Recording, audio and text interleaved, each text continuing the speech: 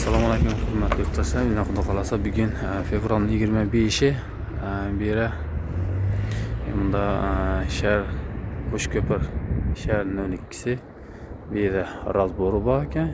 Unda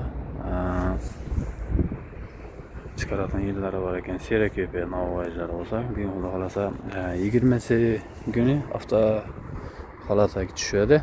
Damazimiz videosini qo'yib beraman. Bu uchun sababi olib turganim страховка uchun.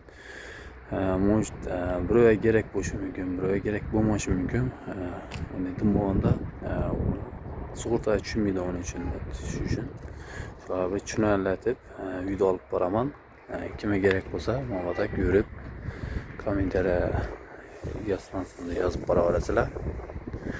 Bir avvalgi bozori Qo'shko'pirni chiqarib boraveraman.